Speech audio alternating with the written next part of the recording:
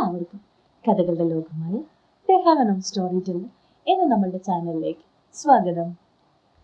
പക്ഷെ ഇതുവരെ ഞാൻ നിങ്ങളോട് ആരോടും പറഞ്ഞിട്ടില്ല, എൻ്റെ ചാനൽ സബ്സ്ക്രൈബ് ചെയ്യണം. പിന്നെ നമ്മുടെ ഐക്കൺ ഒന്ന് തൊട്ടാൽ നിങ്ങൾക്ക് സ്റ്റോറി ഇടുമ്പോൾ അപ്പം നോട്ടിഫിക്കേഷൻ വരും. അപ്പോൾ ചെകുത്താൻ്റെ പ്രണയം പുതിയ എപ്പിസോഡ് കേട്ടാലോ. തുടരുന്നു. രുദ്ര, നമ്മൾ എവിടേക്കാ പോകുന്നത്? കുറെ നേരമായല്ലോ. ഒന്നും മിണ്ടാതെ കാർ ഓടിക്കുന്നതിൽ മാത്രം ശ്രദ്ധ കൊടുത്ത് രുദ്രനെ നോക്കി ഇഷ ചോദിച്ചു. അതിന് രുദ്രൻ ചിരിയോടെ, അതൊക്കെയുണ്ട്. ശരിക്കും നമ്മുടെ കല്യാണ രാത്രി എവിടെയായിരുന്നു ആഘോഷിക്കേണ്ടത്? എന്തു ചെയ്യാൻ, നീ കളഞ്ഞില്ലേ? രുദ്രൻ കുറുമ്പോടെ ചോദിച്ചു. അതിന് ഇഷയുടെ മറുപടി ഇങ്ങനെയായിരുന്നു, ഓ അതുകൊണ്ട് നമ്മൾ ആഘോഷിച്ചില്ല, അയ്യടാ.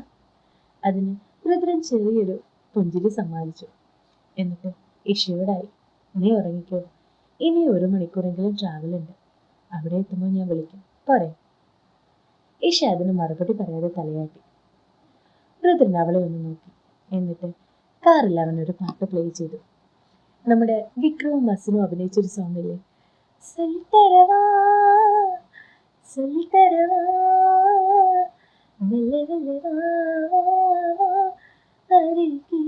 പാട്ട് കേട്ടിട്ടില്ലേ? അത് തന്നെ. ആ സോങ് കേട്ട് ഇഷ പതിയെ കണ്ണുകൾ അടച്ചു. കുറച്ച് സമയങ്ങൾക്ക് ശേഷം ഇഷ ഇഷ രുദ്രൻ വിളിക്കുന്നത് കേട്ടാണ് ഇഷ കണ്ണു തുറന്നത്. അവൾ ഇരിക്കുന്ന ഭാഗത്തെ ഡോർ തുറന്ന് അവൾക്കരികിൽ നിൽക്കുകയാണ് രുദ്രൻ. എനിക്ക് സ്ഥലമെത്തി, വാ. ഇഷ ചിരിയോടെ അവനെ നോക്കിക്കൊണ്ട് പുറത്തേക്ക് ഇറങ്ങി. അപ്പോഴാണ് അവളും അത് ശ്രദ്ധിക്കുന്നത്. താൻ നിൽക്കുന്നത് എവിടെയാണ്? അവൾ ചുറ്റും ഒന്ന് നോക്കി. വലിയൊരു ബംഗ്ലാവ്, ഒപ്പം വലിയ മതിലുകളാൽ മറച്ച വലിയൊരു വീട്. അവൾ മനസ്സിലാകാത്തതുപോലെ രുദ്രനെ നോക്കി. രുദ്രൻ അപ്പോഴും കാറിൽ ചാരി നിൽക്കുകയാണ്. ഇങ്ങ് വാ. രുദ്രൻ അവളെ തനിക്ക് അരികിലേക്ക് വിളിച്ചു. ഇഷ അവന്റെ അരികിൽ ചെന്നു. രുദ്രൻ അവളെ തനിക്ക് അരികിലേക്ക് ചേർത്ത് പിടിച്ചുകൊണ്ട് ചോദിച്ചു, ഇഷ, നീ നീ ഒരിക്കൽ പോലും എന്നോട് ചോദിക്കാത്ത ഒരു കാര്യമുണ്ട്. എന്താണെന്നറിയോ നിനക്ക്? ആ ചോദ്യം എന്താണ് എന്നറിയാമെങ്കിൽ പോലും ഇഷ അറിയില്ല എന്നാണ് പറഞ്ഞത്. അത് മനസ്സിലായ രുദ്രൻ ചിരിയോടെ, എന്റെ തന്ത ആരാണ് എന്ന് ഈ ലോകം മുഴുവൻ എന്നോട് ചോദിച്ച ചോദ്യം, അത് നിന്നോട് പറയാൻ പോവുകയാണ്. രുദ്ര, ഇഷ അത്ഭുതത്തോടെ അവനെ വിളിച്ചു.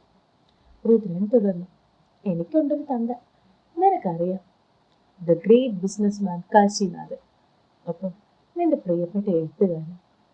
രുദ്രൻ ചിരിയോടെ അവളോടായി പറഞ്ഞു. വാട്ട്? രുദ്രൻ തമാശിക്കല്ലേ? എടി കോപ്പൻ, ആരെങ്കിലും സ്വന്തം തന്തയുടെ പേര് കള്ളം പറയും? രുദ്ര, എനിക്ക്. ഇഷ അത്ഭുതത്തോടെ നോക്കി. പറയാം, എല്ലാം പറയാം. അതിനു മുമ്പ് ആദ്യം നമുക്കൊരാളെ കാണണ്ടേ, വാ. ഇഷയെ കൂട്ടിക്കൊണ്ട് രുദ്രൻ ആ ബംഗ്ലാവിനകത്തേക്ക് കയറാൻ തുടങ്ങി. വീടിനുള്ളിലേക്ക് കയറാൻ തുടങ്ങുമ്പോൾ തന്നെ ഇഷയുടെ കണ്ണുകൾ അത്ഭുതം കൊണ്ട് നിറഞ്ഞു. അത് അത്ര മനോഹരമായിരുന്നു ആ വീട്. അതിലെല്ലാം ശ്രദ്ധിച്ചുകൊണ്ട് നിൽക്കുന്ന ഇഷയെ കൂട്ടിക്കൊണ്ട് അതിൽ ഒരു വലിയ റൂമിലേക്ക് രുദ്രൻ കയറി. അകത്തേക്ക് കയറി ഇഷ ഞെട്ടിപ്പോയി. അകത്ത് ഒരു ബെഡിൽ തളർന്നു കിടക്കുന്ന ഒരു മനുഷ്യൻ, കൂടെ ഒരു സ്ത്രീയുമുണ്ട്. കണ്ടിട്ട് അയാളുടെ ഭാര്യയാണ് എന്ന് തോന്നുന്നു. റൂമിന്റെ ഉള്ളിലേക്ക് കടക്കും തോറും ആ വ്യക്തിയുടെ മുഖം തെളിഞ്ഞു വന്നു. ബെഡിൽ കിടക്കുന്ന മനുഷ്യനെ അവളൊന്ന് നോക്കി. വായനയിൽ കൂടെ മാത്രം താൻ അറിഞ്ഞ വ്യക്തി, കാശിനാഥ്. ഞെട്ടി നിൽക്കുന്ന ഇഷയെ ചേർത്ത് പിടിച്ച് രുദ്രൻ അയാളുടെ അടുത്തേക്ക് ചെന്നു. ഇഷ വാക്കുകളില്ലാതെ ആ വ്യക്തിയെ നോക്കി. മോൾക്ക് എന്നെ മനസ്സിലായോ? ഞാൻ ആരാണ് എന്ന്? അയാൾ ഇഷയെ നോക്കി സ്നേഹത്തോടെ ചോദിച്ചു. അറിയാം, ഇഷ പകർച്ചയോടെ പറഞ്ഞു. എഴുത്തുകാരൻ എന്നല്ലാതെ രുദ്രന്റെ ആരാണെന്നറിയുമോ? അതിന് ഇഷയ്ക്ക് മറുപടിയില്ലായിരുന്നു. ഈ തെമ്മാടിയുടെ തന്ത കാശിനാഥ്. ലോകം മുഴുവൻ എന്റെ കുഞ്ഞിനെ തന്തയില്ലാത്തവൻ എന്ന് പറയുമ്പോൾ ഇതിനേക്കാൾ പോലും ഒന്ന് മിണ്ടാൻ പോലും പറ്റാതെ ഞാൻ ഈ ലോകത്ത് തന്നെ ഉണ്ടായിരുന്നു. അയാളുടെ വാക്കുകൾ ഇടറിപ്പോയി. അതറിഞ്ഞ പോലെ രുദ്രൻ അദ്ദേഹത്തിന്റെ അടുത്തായി വന്ന് അയാളുടെ കയ്യിൽ പിടിച്ചിരുന്നു. അപ്പോഴേക്കും അടുത്തിരുന്ന സ്ത്രീ അവനോടായി പറഞ്ഞു, മതി, ചുമ്മാ കുഞ്ഞിനെ കൂടെ വിഷമിപ്പിക്കാതെ മക്കൾ ചെല്ലും. അമ്മ റൂം റെഡിയാക്കിയിട്ടുണ്ട്. അവരുടെ വാക്കുകൾ കേട്ട രുദ്രൻ ബഹുമാനം നിറഞ്ഞ മുഖത്തോടെ അവരെ നോക്കി തലയാട്ടി. ഒപ്പം തന്റെ അച്ഛനെ നോക്കി അനുവാദത്തിന് എന്ന പോലെ. അവിടെ നിന്നൊരു പുഞ്ചിരി ലഭിച്ചതോടെ രുദ്രൻ ചിരിയോടെ ഇപ്പോഴും ഒന്നും വിശ്വസിക്കാനാകാതെ നിൽക്കുന്ന ഈശയെ കൂട്ടി മുകളിലേക്ക് സ്റ്റെപ്പ് കയറാൻ തുടങ്ങി. മുകളിൽ ചെന്ന് അവനൊരു റൂമിന്റെ ഉള്ളിലേക്ക് കയറി. ആ റൂമിന്റെ ഉള്ളിൽ അകത്ത് കയറിയത് ഈശയെ കാത്തിരുന്നത് പ്രണയകാലത്ത് അവരെടുത്തൊരു പ്രണയ ചിത്രം തന്നെയായിരുന്നു. അതെല്ലാം കണ്ടിട്ട് ഒരു വികാരവും ഇല്ലാതെ നിൽക്കുന്ന ഈശയെ കണ്ടത് ചിരിയോടെ രുദ്രൻ പറഞ്ഞു, ഈശ, ഈ റൂമിലാണ് നമ്മുടെ ആദ്യ രാത്രി ഞാൻ സ്വപ്നം കണ്ടത്. അപ്പോഴും ഈശയിൽ മറുപടി ഒന്നുമില്ലായിരുന്നു. അത് കണ്ട രുദ്രൻ അവളെ ബെഡിലിരുത്തി. എന്നിട്ട് അടുത്തായുള്ള ചെയറിലിരുന്നു. എനിക്കറിയാം നിന്റെ മനസ്സിൽ എന്താണ് എന്ന്. ഞാൻ പറയാം. എൻ്റെ 18ാമത്തെ വയസ്സിലാണ് എൻ്റെ അച്ഛൻ ആരാണെന്ന് ഞാൻ അറിഞ്ഞത്. അത് മുത്തശ്ശി പറഞ്ഞു തന്നാണ്. എൻ്റെ കുടുംബത്തിൻ്റെ ഇളയ മകളെ കുറച്ച് ലാളിച്ചു വളർത്തിയ മുത്തശ്ശിക്ക് അത് തെറ്റാണ് എന്ന് മനസ്സിലായത് മകൾ വിവാഹത്തിന് മുമ്പ് ഗർഭിണിയായി വന്നു നിന്നപ്പോഴാണ്. ഒരു മകൻ ജനിച്ചപ്പോൾ അവർ ആ കുഞ്ഞിനെ ഉപേക്ഷിച്ച് തനിക്ക് ഇഷ്ടപ്പെട്ട് ജീവിതം തേടിപ്പോയി. കാമുകന്റെ ഒപ്പം പോയ മുത്തശ്ശിയുടെ ഇളയ മകൾ സീതയെപ്പറ്റി എപ്പോഴൊക്കെ ഞാനും കേട്ടിട്ടുണ്ട്. പക്ഷെ അതെന്നെ ജനിപ്പിച്ച സ്ത്രീയാണെന്നറിയാൻ എനിക്ക് 18 വയസ്സാകേണ്ടി വന്നു. അന്ന് എന്നെ ഇവിടെ കൊണ്ടുവന്ന് എന്നെ ജനിപ്പിച്ച വ്യക്തിയെ കാണിച്ചപ്പോൾ ദേഷ്യമോ പകയോ ഒന്നും ആയിരുന്നില്ല എൻ്റെ ഉള്ളിൽ. തളർന്നു കിടന്ന് എന്നോട് കണ്ണുകൊണ്ട് മാപ്പ് ചോദിക്കുന്ന വ്യക്തിയെ കണ്ട് എനിക്ക് എന്ത് ചെയ്യണമെന്ന് അറിയില്ലായിരുന്നു. പിന്നീടാണ് അറിഞ്ഞത്, പ്രണയിച്ച സമയത്ത് സീത എന്ന വ്യക്തിക്ക് എൻ്റെ അച്ഛനെ വലിയ കാര്യമായിരുന്നു.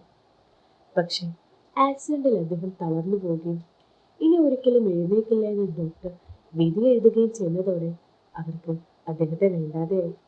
ഒപ്പം ആ കുഞ്ഞിനെയും. ഇഷ ശരിക്കും മുത്തു ഒരു വണ്ടർ വുമനാണ്. നിനക്കറിയോ? എൻ്റെ അച്ഛൻ ജീവനോടെ ഉള്ളത് ആരോടും പറഞ്ഞിട്ടില്ല എന്ന് മാത്രമല്ല, അദ്ദേഹത്തെ ചികിത്സിച്ചു. ഒപ്പം അദ്ദേഹത്തിന് നോക്കാൻ നിന്ന് ആരുമില്ലാത്ത സ്ത്രീ അവസാനം അദ്ദേഹത്തിന്റെ എല്ലാമായി മാറാൻ പോലും കാരണം എൻ്റെ മുത്തുവായിരുന്നു. അതിന് കാരണമുണ്ട്.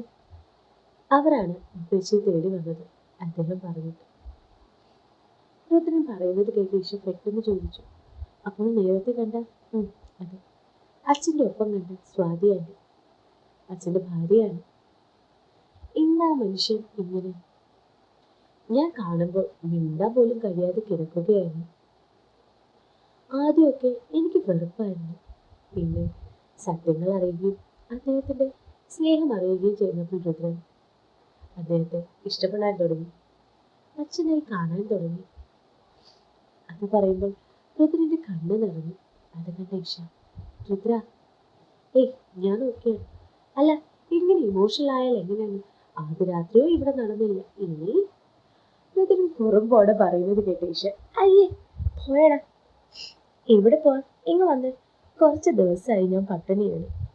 അത്രയും പറഞ്ഞ് രുദ്രൻ ഇഷയുമായി ബെഡിലേക്ക് വീണുകൊണ്ട് അവളുടെ അതിരം കവരാൻ തുടങ്ങി. കുറച്ച് നിമിഷം കഴിഞ്ഞതും ഇഷ പെട്ടെന്ന് രുദ്രനെ തട്ടിമാറ്റി. അത് കണ്ട രുദ്രൻ, എന്താ എന്താ ഇഷ, എന്തു പറ്റി?